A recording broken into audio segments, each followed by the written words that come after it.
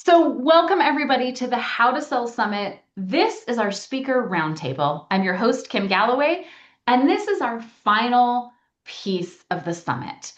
Over the last week that we have gotten to spend together, it has been my pleasure to bring together such a phenomenal group of experts. But before we kind of tuck you in and pack you off to your businesses and your life, I wanted to make sure that I offered my stage one more time for some closing thoughts. So, as we get started, I'm going to have our speakers go ahead and just give a brief introduction, and then we'll dive in to what do you guys really want to know about selling? If you have any questions that you'd like to hear from our panelists, pop them in chat. Otherwise, I have some questions to get us started. So let's start with our introductions. Again, I'm Kim Galloway from New Frontier Books. I'm the host of the How to Sell Summit. And let's just go around the room. So let's start with Steph Blake. My name is Steph Blake. I help small business owners simplify and automate their businesses so that they can ideally work less than 20 hours a week. So there's a lot of selling that goes into what I do as well. So I am really excited to be here with you all today. Thanks, Steph. It's such a pleasure to have you as always. And Katie. Hello, I am Katie. I'm from the UK, and I am a marketing and tech VA. So I help other businesses behind the scenes in their business, doing marketing and tech. So I do a lot of like content scheduling, email scheduling, building funnels, landing pages, and lots of in-betweens. So wonderful to have you here, Katie. Thank And you. then, okay, is it Karen or Karen? It's Karen. That's what I thought. That's what I thought because when I was making my notes, as part of the lifetime access pass, you do get my own notes that I made for the speakers. So I was like, pretty sure she's saying it Karen, but I had better confirm. So Karen, welcome. Give us your brief intro. Thank you. And thank you for focusing on the name pronunciation. That's really kind. So I'm Karen Kennaby. I'm also based in the UK. I'm founder of Elevate, and I'm an author, a sovereign guide, helping women to really come back to themselves. And I also organise journeys around the world for small groups of women and individual women. I'm so glad that you're here. Okay, next up on my list, I've got Ivana. Good evening from Austria. I normally reside in the Caribbean. However, I'm on a family visit and incredibly grateful for the innovation so we can all connect here today. I am passionate about supporting you getting visible online and building a personal brand so you can make money and global impact. A lot of selling there too. Absolutely. I'm so glad you're here. Leslie. Hey girl, hey everybody. My name is Leslie Wright. I am the director and founder of Parties by Leslie Event Planning Company. I reign from Greensboro, North Carolina. Greensboro sit-ins and the Woolworth Museum. I am excited to be here with you and was honored to be a part of the summit.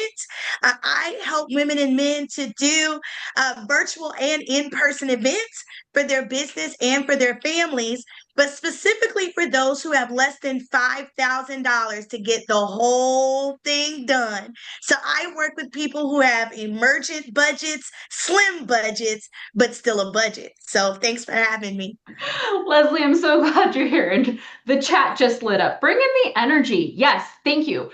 Because it's only 1 o'clock here where I'm at. So yeah, we've got to hop up these European guys who are like, is it bedtime yet?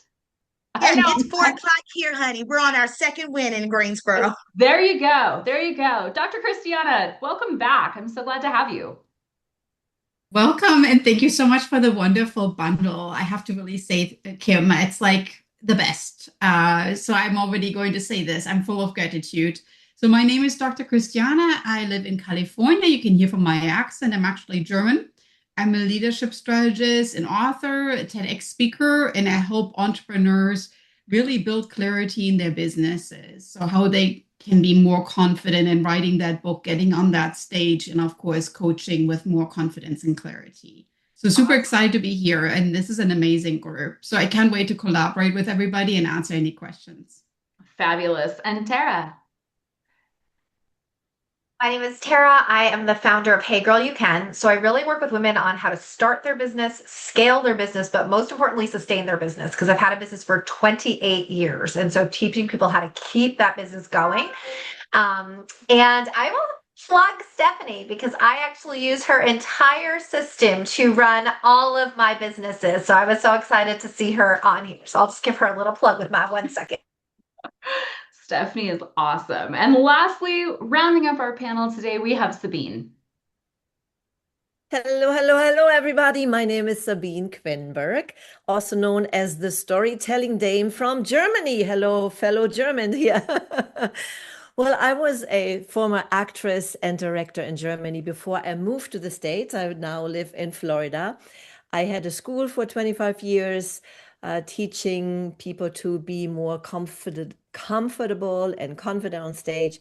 And today I teach and help entrepreneurs to share their message, to extract their signature message, and be more confident in communication. And that is very powerful when you incorporate your story and your confident speaking to make better connections and, of course, sales. So that's me in a nutshell. Thank you so much, everybody, for joining me, for our panelists, and for everybody who's attending. As you have questions, pop them into chat so we can make sure to answer these. So I'm going to throw out the first question, and we could just popcorn around the room. Like, it's really okay. We're going to pretend like we're all hanging out together. The purpose of the How to Sell Summit was baked right in there to the name, right? How to help people sell, how to do it better, and how to kind of demystify some of what can feel really scary. But I want to ask you, our panelists, how do you feel about selling and making offers?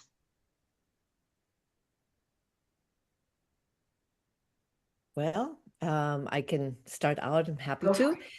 for it. So basically, when you feel you have to sell, that gives you a really uncomfortable feeling. So, but when you share your story and when you speak and you know how to structure your presentation in a way that is not salesy at all, it makes it so much better. And as you have seen in my presentation, we want to come across in a short amount of time. And literally in 60 seconds, we can show who we are and what we do. And if you come from that passionate heart of just sharing what you do genuinely, then it's not selling. The right people will be attracted to you. And I had to learn that myself. At the beginning, it was also hard for me because who wants to say, hey, I'm the best and buy my stuff? But when I shifted that from, hey, all the experience that I have accumulated through my life or the skills that I learned or what I researched, and I want to share this and I want to help other people, then that shifts the whole way of selling to serving. That's how I see it. I love that. Selling to serving. Very powerful. Who else wants to share? How do you feel about selling or making offers? Go for it, Karin, and then Ivana. Yeah.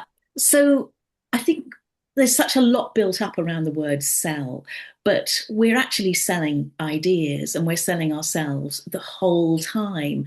But when we get rid of the whole making it forced and really pushing it and allow ourselves to just be ourselves, which was at the heart of the talk that I gave, which was from high heels to hiking boots, and allow ourselves to relax into being ourselves and forming that connection, whether that's one-to-one or whether it's one-to-many, there's still that connection because it's an energetic thing. And allowing that to come through then takes away all the pressure from that word selling. And so that's really what I would like to share and just reassure people, because if you get rid of that word as being a big deal, then it just becomes so much easier. And so relax, breathe. Right? Like demystify, take it from being a four-letter word to Yeah. something that has that more relaxed energy. I totally agree with that. And Ivana, I'd love to hear from you. Selling has only been scary as long as I was thinking, who is watching? When we sell, it has been already mentioned, we are feeling too much selling, everyday selling. We don't do that because who do we think we are? And this is something quite embedded into a social setting. And the question is, who is watching? Do I dedicate the energy and waste it to my third grade cousin opinion who doesn't understand the industry? Or do I focus when I sell on the person who needs what I have to offer? Because deep down, we all know we have intellectual property, knowledge, and wisdom that can change someone's life. So selling becomes easy, and I want to say natural, when you are in tune with who you are, what you bring to the table, and don't direct your energy to someone who has no idea what are you doing, including friends and family, if that's the case for you. Okay, I think that is so powerful. So if y'all didn't write that one down, you need to be writing that one down. Because yeah, why are we focusing on the people who aren't going to buy from us anyway? And that's okay. And that's okay.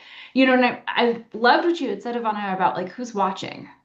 So, you know, I'm sure your email inbox looks a lot like mine, and we have subscribed to giant retailers. I got 2 emails today wishing me a happy half birthday. And I was like, A, how do you know that? And B, really? One was from Crocs, like Crocs, the shoes, and the other one was from Chipotle, both offering me half birthday discounts. And all I could think of was, okay, that's interesting. Should I have a flash sale? But also, they didn't care. They weren't worried about showing up and making me an offer. They just showed up and made me an offer. I thought that was right. That was what I thought too. I was like, I wonder if I should do like half birthday sales. Not necessarily like grabbing the birthdays for my clients, but I was like, maybe I should mark this down for next year, have a half birthday sale. Or like, I've got kids, we could do a half birthday sale on them too. Who are you making sales to? And then I think, Dr. Christiana, you wanted to talk on this one too. Yes, go. Well, actually, it ties in perfectly with what you just said. So I launched my last book on National Chocolate Chip Cookie Day. And now everybody always remembers this because I didn't just like say, all right, here is my book. I was like, oh my gosh, people, today is National Chocolate Chip Cookie Day and I have something special for you. It's a book. So everybody was already all like, oh, cookies. And then they're like, oh, a book. And so I think when you sell, make it fun for yourself, right? So anchor it around something that really brings joy to your life. And if somebody says, you know what, I don't need another book, that's cool. Just think about that no as like next opportunity. It's like, all right, just have a cookie on me. Don't worry about the book, right? I mean, like, wow, because you didn't make it about this thing. You just made it about having fun. And I think that is really what it's all about. You just need to really exude your passion for what you created, and then it's just going to sell itself, right? And don't worry about the no's. Have you all seen on, okay, I'm barely on social media, so I don't know where the reels are originating. I don't know. But have you seen these, they're young people, like early 20s who are trying to get to 1,000 rejections? Have you guys seen this? Like, I would have loved this when I was starting in my business, when I was starting in life. And their goal is to just start asking for stuff, opportunities, jobs, speaking gigs, acting parts, with the idea of getting 1,000 rejections. And then they go on social media and share about it. And I thought, what if we applied this to our businesses, to selling? I mean, and they're not like, don't be weird, okay? Like, it kind of has to still be in alignment, right? But what if we looked at not like collect the no's so that we can get these awesome yeses? It was so cool. Such a fascinating idea. Tara, you look like you have something to say. I Yeah. have to totally hop in on this. I cannot believe this, and now I have to go find this. When I started my business 28 years ago, we used to do 100 no challenge. And the idea was, could you get 100 no's in a row? And of course, it's to get the mind off of the fact that, you're just like, okay, I need to get to the next, right? And I kid you not, Kim, this is wild because I just did a clarity call with a new member, like literally right before this Zoom. And she's struggling with like what people will think and the rejection. And I was like, look, you should try the 100 no challenge. I have offered this to people for 28 years and I've never, ever had anybody be able to do it. I always say, if you're the one person who can do it, you message me, I'll buy you coffee, because I've never had anybody able to get 100 no's in a row. So then you say it's 1,000 and I'm like, dude, they just need to try 100, forget 1,000. No one's going to be able to do that. But this is wild. 28 years later, they're using this old school technique. And it's kind of the idea, like I'll use an analogy. If you knew I put you in a ballroom, think of like a huge ballroom where someone's going to get married, right? And there's 1,000 people in there. And I told you there's 100 of your ideal clients who just want what you have. Like they're ready. They're like, checkbook is out. They're ready to sign. They're ready to swipe. Like they are dying to work with you. Go. And I put you in there and I just said, go. Would you get caught up on the 900 people who really didn't care what you were doing and didn't want what you have? Or would you be like, I'm just looking for those 100. I know they're in here, right? And I think sometimes we don't take that same approach with our business. We get so caught up in well, she said no, and that person said no. And if what you're offering is really valuable, then there are 100 people in there who are looking for it. So Kim, I'm going to go search this. This is wild to me. I might do this on my training tonight. Thank you. And I have to say, yeah, it's really powerful, but I got to tell you, it's not new. In the world of Mary Kay, there are tracking sheets after COVID that they made, okay, in my Mary Kay days, where we had to track 100 no's or track 100 yeses, and kind of piggybacking off of Tara. One thing that I tell my clients is to imagine going into a room and everybody was waiting on you to come anyway. That everybody is waiting to applaud you. They're waiting to be on your team. And all you have to do is introduce yourself. And so that's how we kind of break down with my clients all of the stress and the anxiety. I have people who are just not going to the event at all because they just don't feel like they're worthy to be in the room. And so if I could just get them in the room and have them imagine everybody's kind of that old thing where you had to imagine people in the stands with no clothes on or something like that for my sports moms. It was something to that degree, right? Like, but the name of the game, like, is if you could just get yourself to say, I've already won. I'm already a winner. I already see myself as worthy. Then life does really, not just in business, but life as a whole truly does begin to get a lot better, and you become more optimistic. I tell my clients to recite every time they get up in the morning, someone is looking for me. Someone is looking for me. What I think it's even wonderful is that you make it a game. Make it a game. What Tara was saying is like, oh, what? It's just so much fun. Just go in and play. It's like a playground. And this is our human condition. We love to play. And let me tell you, as a former actress, I know the power that a no has. You have to really, be getting this thick skin to just keep on moving forward, but also realizing it's not about you.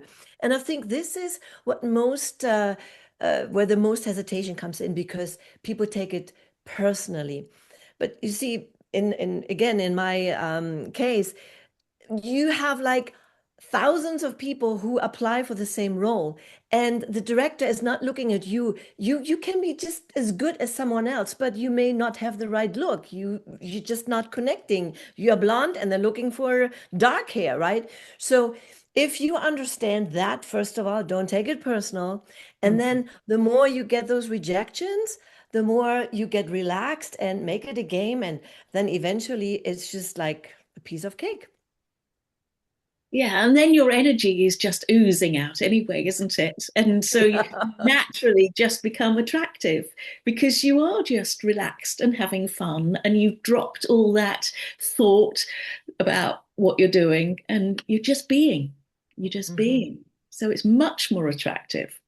And Katie or Steph, do you guys want to chime in on this one? Yeah, I was letting everybody get their genius out. So thanks everyone. This is great. But it's actually really funny because this is timely for me because literally right before I hopped on here, I had somebody send me a really nasty email about how I was using dishonest tactics and whatnot, which I would never do. But the reason that it's so funny is because they were talking about this tool that I recently made. And today I've had 20 sales for that tool. But I had one person out of all of these sales that I've had reach out, and that was the thing that I latched onto. I wasn't latching onto all of these people saying, oh my gosh, this is incredible. Oh my gosh, I love this. But for 5 minutes, and I've been doing this for a long time, right? So this just goes to show that no matter how long you've been doing this, it can still stick with you. For 5 minutes, I was like, oh, am I dishonest? Did I do something wrong? And I just went down this rabbit hole and then I was like, I'm just laughing because I know Steph. Like, no, like none of this is true, but yeah. I had that realization of like, this has absolutely nothing to do with me. This has something to do with that other person. And if they don't want to buy this thing, great. I don't want them to buy this thing. And that's okay. And I think that's something that we have to remember, that even if you have never sold something, or even if you've sold every day for over a decade, like I have, it can still come up. So just know that it's okay. It happens to all of us. And Katie, did you want to chime in with us too? Yeah, I was just going to go off of the who is watching comment, because I find selling really easy in some places and then really hard in other places. And for me, it all comes down to who is watching, because my email list, for example, I haven't got any family, no friends, no one that really knows me on there. So for me, I'll just, happily wake up, write an email, send it.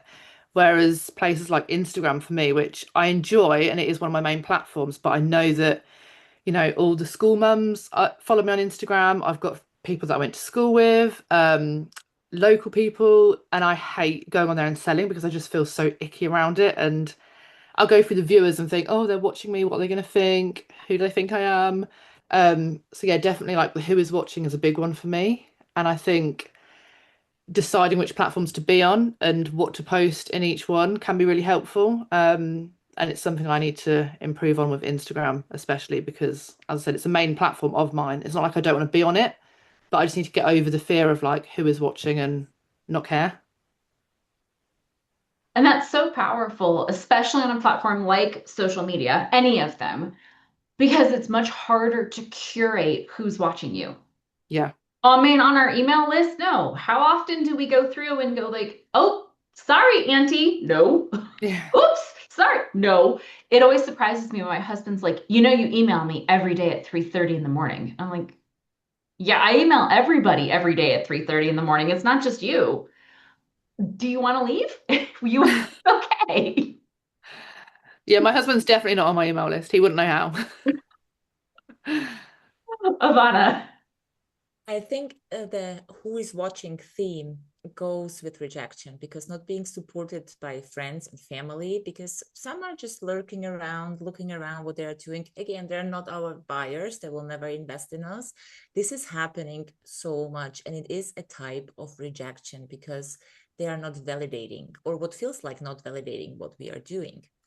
How I love approaching this is I get up every single day, and specifically since I started public speaking and speaking on podcasts, I wake up every single day and I get my rejection.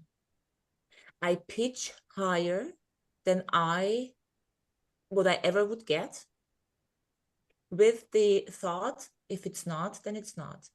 And you feel more rejected if you don't get a no, if people do not reply to you. When I get that no, it stinks. It's a moment of, just as Steph said, like, ooh, I am the worst. Right now, nobody wants me. Nobody will ever listen to me. But the magic lays into sitting with that feeling because it's really short. It is about taking the breath in, breath out, and be like, okay, on to the next.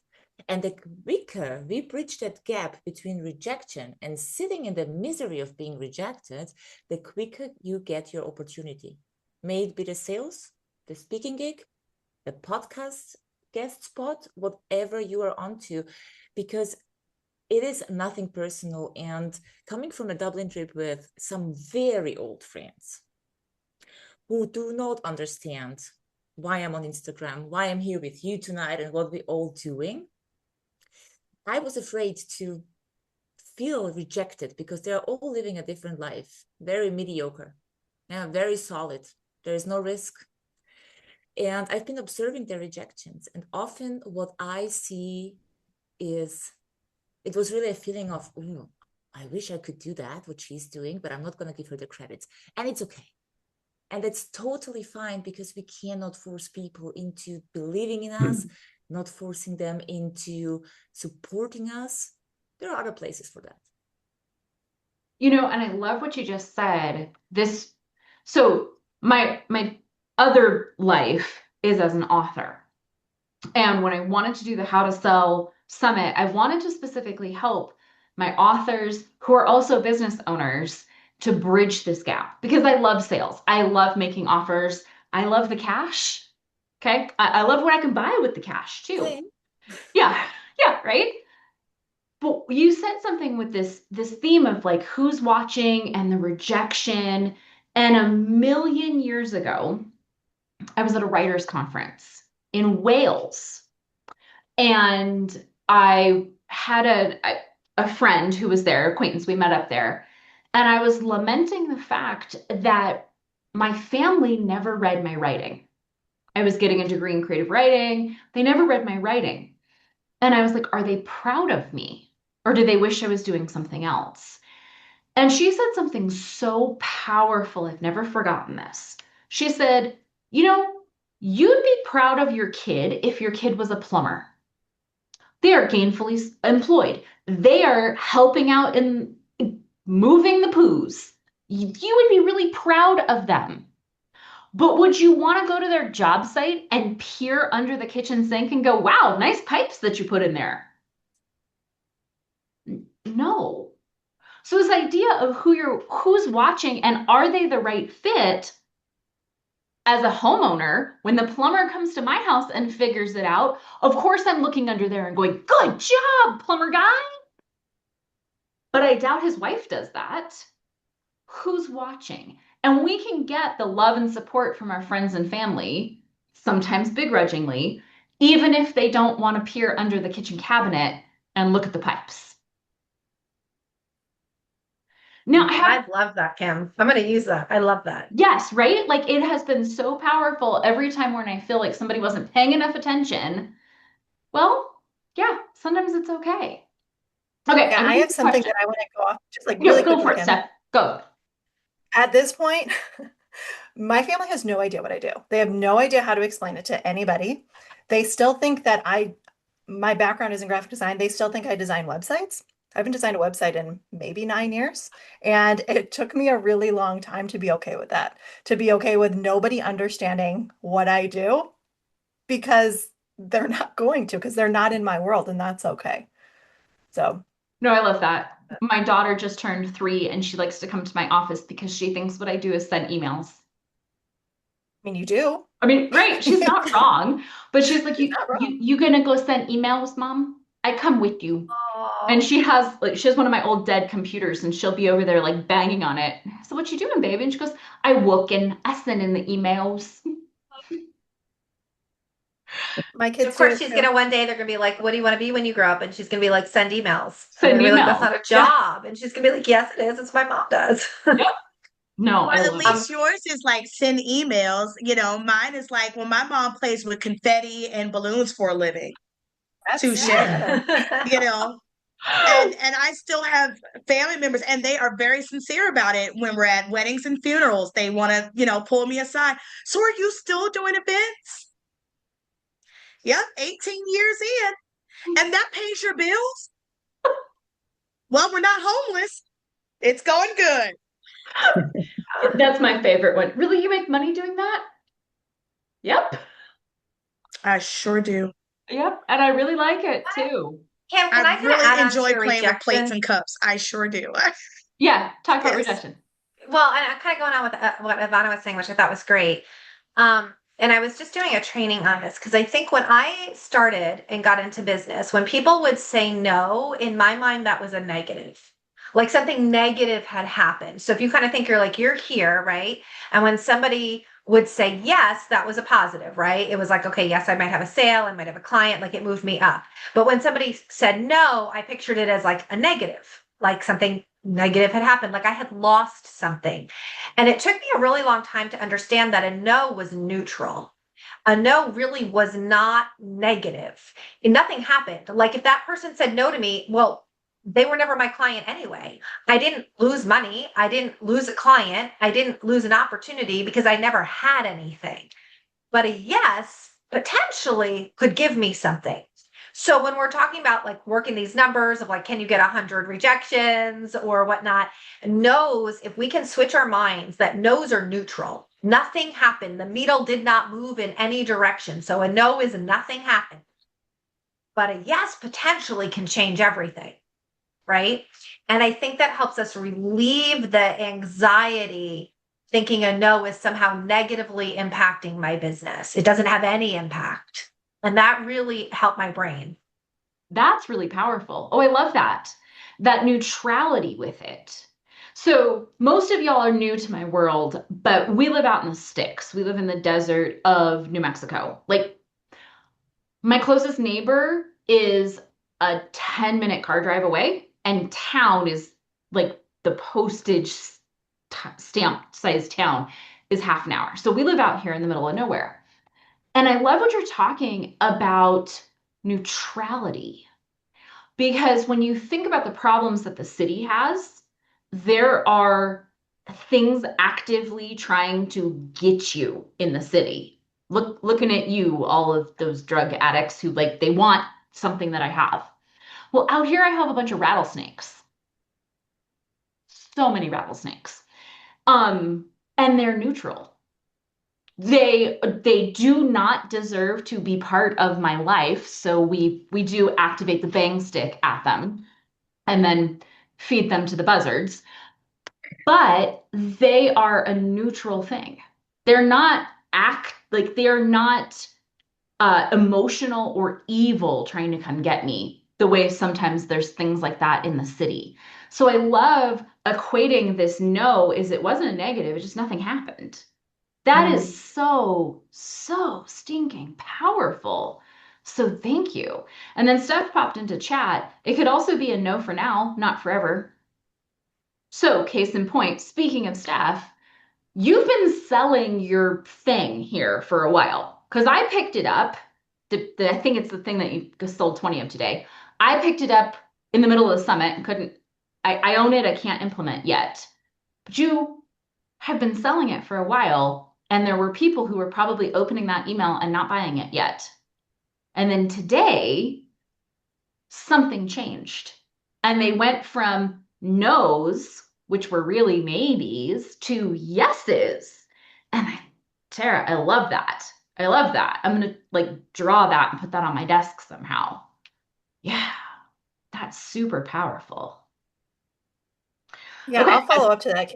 Go for it. Follow up. That I'm selling right now. I started selling it 2 weeks ago, 3 weeks ago, something like that.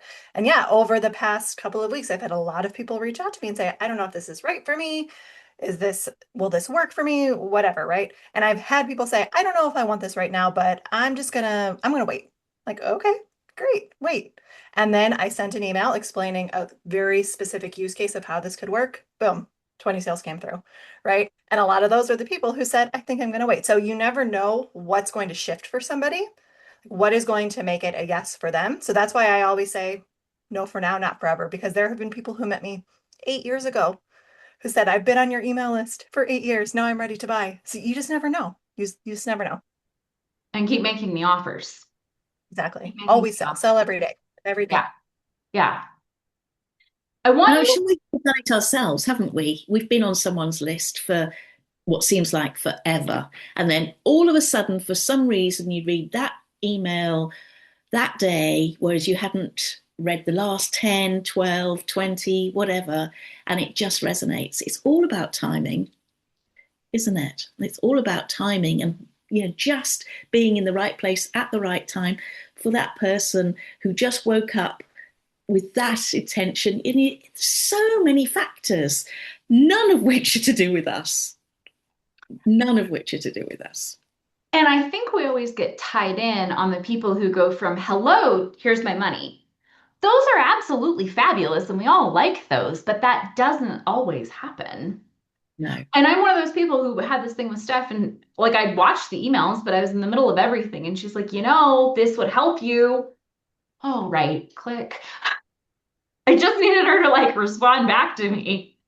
But I'm also very one other thing that will tie into this well is if I know something will help somebody, I will tell them. I'm not afraid of it. I will say, this thing that I created will help you. Here's exactly how it will help you. And I feel like a lot of people, they don't do that because they're worried about being pushy or worried that they're going to annoy somebody. No, I don't feel that way. I know this will help you. You should buy it. Yes. And if you don't want to, that decision is up to you. Yeah. Okay, and panelists, hang on just a second. Panelists, Sorry. if you've not popped your free gift into chat, please go ahead and do that. So go ahead, Tara.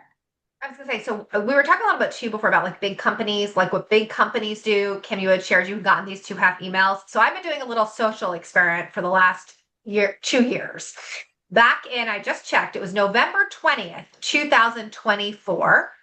I went to buy something from Coach for my daughter for Christmas. It was these little cherries that hung on the side of your purse that were like $100 for a cherry thing that my daughter wanted.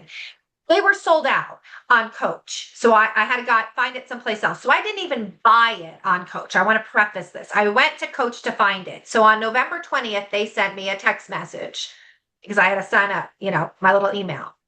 Now, I've never bought anything from Coach. You can see these are the little cherries I was trying to buy. They have proceeded to text me on a regular basis since November 2024. I've never bought anything from them. I bought the cherries someplace else, and they're still texting me. So, and I haven't unsubscribed because I'm just doing an experiment to see how long this is going to continue. Like, how long are they going to, because we know when we text, we spend money on texts, right? So I'm curious how this company, how much money they're going to spend. My last one that I got was Tuesday last week. So I'm just here to see how long this is going to last, but it's making me go, how fast do I drop somebody because she didn't say yes right away? How fast do I say, well, that she didn't buy, she didn't do this, let me remove her? Coach apparently thinks at some point I am worth sending a text message to. And this goes to Stephanie's, like a no is maybe just not now. And we're so concerned that we're bothering people. Coach does not care that it has been regularly texting me since November 2024. No one is saying it, Coach, going, I wonder if she thinks this is too much. So I think sometimes we need to look at, like, why are they a multi-billion-dollar conglomerate company, right? Because they don't care. They're just selling their stuff. And we can learn a lesson from Coach. And it's not that they don't care about their customers. No. They probably, they're a luxury brand. That they really love their customers and they're going to stand behind their stuff. They just don't care about, like what Ivana said, if we're the wrong person watching. Whatever. Somebody who will find us, and it's okay to keep making those offers. And for all of 2026, I've sent at least one email a day. I think I've accidentally missed like a day, maybe 2. But for most of 2026, I've sent more than one email a day. And I was on a panel, I've been on 2 so far this year, where I said that. And all of the other experts, like, they kind of like fell over. They're like, 2? You said 2 emails a day? And I was like, how many emails a day do I get from Crocs? At least once, but usually 2 to 3. Whatever. I let them accumulate until I am ready to buy shoes for my kids or myself. it's fine. They're just there. They just don't know when those people are going to be ready. I think this readiness thing is really important, because a lot of the high ticket sales training was very much forced into, you've got to get a yes or a no. You know, if it's a yes or a no, and then you can move forward. So all those ones who potentially you could nurture and just have in your world, and they can watch you, and if they're ready at some stage, great, they'll come on board. You was just supposed to just drop them. And it always felt completely counterintuitive, because my best sales have always come from relationship development.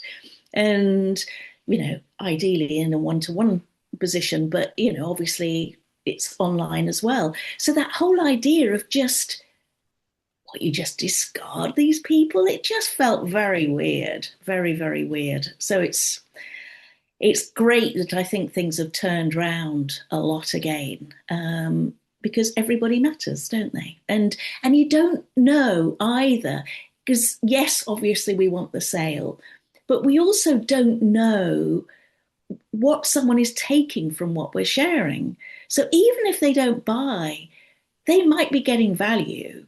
And hopefully they are, in whatever way. And if they just get a little bit of inspiration, or it just gives them that bit of warmth or whatever in the day, we might not have made a pound or a dollar sale, but we have changed a life. So it's still a more than satisfactory result. And obviously, if we make a sale, even better. But it still matters. We gotta have the sales. Like, I can't pay my bills with the warm fuzzies, but yeah, it's not everybody's gonna buy. And I'm sure that some of my course creator fellow here, you have those clients that buy everything that you have, right? And sometimes they like you so much that they bought it again. Okay. That's happened to me more than once. So this has just been such a fabulous experience, both everything with the summit, everything with the panel. So before I can kind of see some of my European guys, you guys are fading just a little bit. I want to give you the opportunity, if you had one takeaway that you wanted to hand to our participants in the summit about selling. That's all I'm going to say, just about selling. What would be your one takeaway that you'd want to give them? We're going to let Katie go first so she can go to bed, because she is fading because it's late there. Katie, what would be your one takeaway? Getting like puffy cheeks. What was my one takeaway, sorry, from my talk, or just in general, like about selling? If you had one takeaway that you'd want to give people, what would that be? Okay, if I'm going to base it on me and like what I teach and what I talk about, it would probably be keep things simple, because my talk was about the tech and tech stacks and things, and I always like to say don't overcomplicate things, and use what you have. So yeah, don't overcomplicate things. You can sell things without having complicated systems and expensive platforms in place, for example. So yeah, don't use any excuses to not be selling. And I think that's so powerful. When I got started in business, in this business, I don't know, 10, 12, 13 years ago, I didn't have a shopping cart. What I had was PayPal. And I just put up a button, buy this, kept it super simple, and allowed my systems and the sophistication of my selling to grow as I did. So that's perfect. Thank you, Katie. Okay, who wants to go next? This one takeaway about selling. Go speak. So, yeah, I would say what I see a lot is that there's no clarity when people want to sell, and when people come to their platforms, websites, social media, there are mixed messages. And if you want to be magnetic, memorable, you need to have clarity in your message and also how you present yourself on social media. I have a podcast, and oftentimes I get inquiries, hey, I want to be on your podcast. And I always check out. And this is, by the way, if you want to be on stages or you want to go and check out your social media. And if it's not clear, there it's next. Our attention span is so short now. So if you can do something in selling, sure everything across your platforms look the same and looks good, has the same message, not, hey, I am a so-and-so coach, I do this and this and I do that. No, you want to put out the results that your potential client will get. So they know exactly what they get when they read your statements. So that's, I think, is the one thing I wanted to stress, that people become very clear across all platforms. Perfect. Become very clear across all platforms. And that's such a good reminder. And just as an aside, I really have a hate relationship right now with social media, but it is okay to have a secondary account on your platforms, on your social media, that is not clear for selling, because you don't sell from that one. You just consume from that one or post pictures of your lunch. It's okay, but not on your main selling account. So awesome. Thank you so much, Sabine. Who would like to go next? Our final thought to leave folks with. Yeah, I'm just going Right. to So we all start talking at the same time. Right. Okay. I don't even know who all was talking. I can go next. Go, Karin, and then Ivana. Actually, this is very fitting because I think if you want to be really good in sales, you need to be a very good listener. I think too many times we just feel it's like word vomit. And it's like, did you actually listen to what I really need? Because if you don't, you just like spitting words at me. And I think it's always listen first and then speak. And then you're really actually selling, right?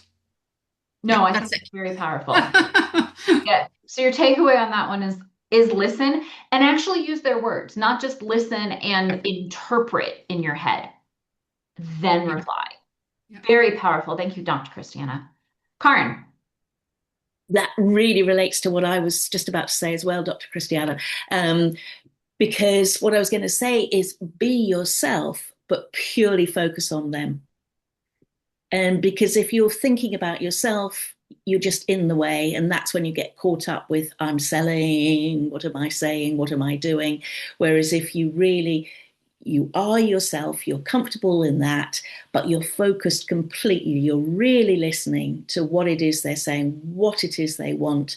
And that's how I grew a 7-figure event management company very quickly, by listening to what they really wanted and providing it and being flexible. So yeah, I think that would definitely be one of my takeaways. Absolutely. Ivana. I want to touch on the story of Tara and you, Kim, of Coach and Crocs. We are in the midst of a trust recession, especially in the online space. People have been burned, have been sold to with no transformation delivered, people disappearing, AI-created content. There was recently a monk, AI generation, who created a course and someone has made a ton of money.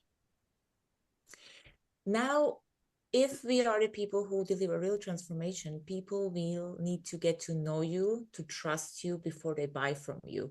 And I think this is exactly what Crocs and Coach does. It's not only that they think that she didn't buy my cherries today, she didn't buy the pink Crocs for her daughter, but it is a sign of, I am still here, we still exist, I improved the cherries, I improved the Crocs, and whenever you trust me enough that I am legit and here for the long run, I'll be there for you. And this was my absolute learning throughout the last 5 years in this industry, that it is true. Some might not buy tomorrow.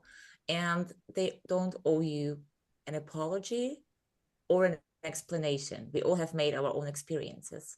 5 years later, they will come back they'll just write you an email and be like, I know the doors are closed now because I didn't find anything on your website, but do you have a spot? And I think it is our responsibility to everything that we put out there, not to prove, but to show that there is intention behind it. And this is then when sales becomes fun again. And this is when sales becomes easy. And this is when sales becomes a part of the business that is the most necessary and no longer icky. Very, very well said. I absolutely love that. And, you know, maybe as online entrepreneurs, we've had this thing where we've seen it on social media, like somebody else buys what we were selling. Like, wait a second, why are you coaching with them and not with me? And did I not do a good enough job putting myself out there? That's usually my problem.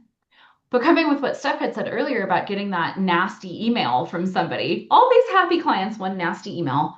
I got one of those myself a couple of weeks ago, and I have been ruminating on it. We paused our coaching for a known amount of time. It was called maternity leave.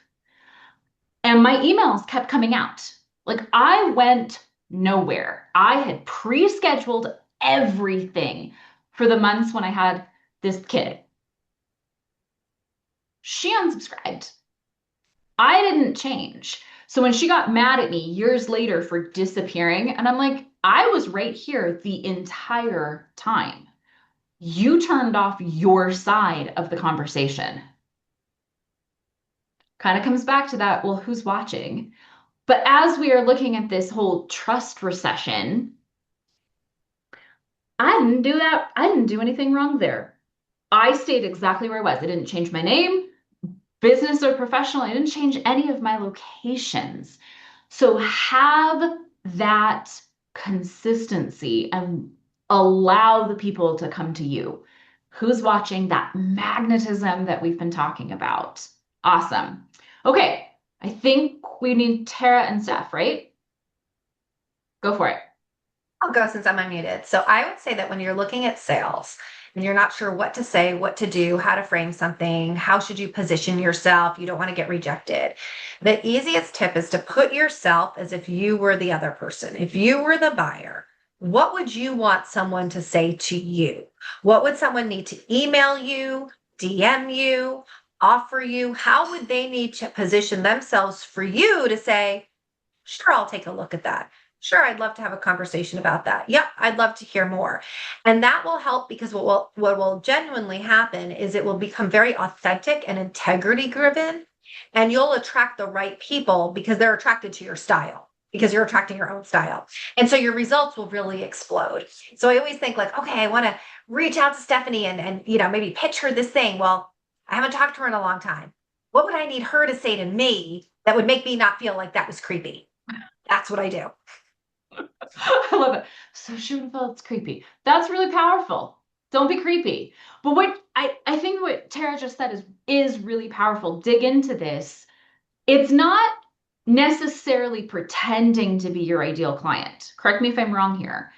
It's what would I need to enter into this conversation? Exactly. And then deliver that. That would feel authentic and not scammy and not spammy, and like that would make me actually be receptive to you. Mm-hmm. So it doesn't feel like one of those bait and switch moments. Yeah. Or just your pitching. We've all had that, right? That person you haven't talked to in 10 years. And I just had this. I don't know. Stephanie might have seen it. I posted this. I had this funny picture because I had somebody who had unsubscribed, blocked me on everything, so I can never reach out to them again. And they emailed me recently with like, hey, I have a new product that I really think you would be interested in. I would love to share it with you. And I'm like, dude, I can't even legally email you back to tell you no. Like, you know? So yeah, there's there's a lesson in there, I am sure, right? But we've all had that opposite side. And when we're afraid of rejection, one of the ways to kind of bring that down is to be real, is to be genuine. I mean, the word sell itself actually comes from selling, which was to give. That's all it is. When you sell, you're giving something to someone. And the idea behind sales, one of the old German words, is actually a sacrifice. The idea is that what you were giving that person was actually worth more than what they were giving back to you. And so ideally, the product that you have, the service that you have, should actually be worth more to them than the money they give you. And when you can create that dynamic, it's a gift. So powerful. Thank you. And Steph, what would be your final takeaway for us? Yeah, so one thing I think that is easy for people to forget as an online entrepreneur is that we need to be making money all of the time, right? We are businesses. We need to remember that, and we need to remember that we, as entrepreneurs, are in the business of solving problems. That is it. We create something that solves a problem. And when you can approach it from that perspective, selling becomes incredibly easy. It's like, Kim, if I were to ask you, if I was going to Santa Fe and I say, okay, Kim, I would love to go to a sushi restaurant. I don't know. What's the best sushi restaurant? Which restaurant do you recommend? You would tell me, right? You are selling me on that sushi restaurant, likely without even realizing it. And that's literally all we're doing when we're selling. We're just having conversations with people. We're saying, this is the thing that I created. Here's how it helps you. Here's the problem that it solves. So when I go to Santa Fe, I'm going to the best restaurant because Kim recommended that to me, right? And from there, it just gets so easy, right? It's fun, exciting, and you're just helping people every single day. And that's when it just also just it feels really good too, because you know that you're truly making a difference. I want to thank everybody so much for coming, all of our panelists, everybody who came to see this. Remember that the way that you can get the recording of this roundtable plus all the other speaker talks is with the Lifetime Access Pass. So I'm going to pop this in here right now into chat. I lost you. Where'd you go? There you are. So this is how you can get the Lifetime Access Pass, which is all 30 of our speakers plus this roundtable. And just a reminder, if you want a BOGO deal, because who doesn't want a BOGO deal, right? You have until the end of the day today to grab the show special, the event special. Still lost soon. There you are. When you go to this second link, howtosellsummit.com/event, this is where you can get your ticket to the Brew Your Business Book virtual event that's happening in April, plus all of the recordings from the summit, all included. Now, for those of you following along in our studio audience, that was an offer, y'all. That was an offer. I just put out 2 paid offers for you. I did not burst into flames. There is no slime dripping off of me or anyone else. This is an offer that you can take me up on into that potential of yes, right, Tara? Or no. And nothing bad happens to me either way. But the thing that would happen to you if you do not take me up on this offer is this is your last opportunity to grab that Lifetime Access Pass. So to my panelists, thank you so much for joining me. Have a wonderful rest of your week. To all of the attendees, thank you for coming to the How to Sell Summit. It was my pleasure to put this on for you. Take care.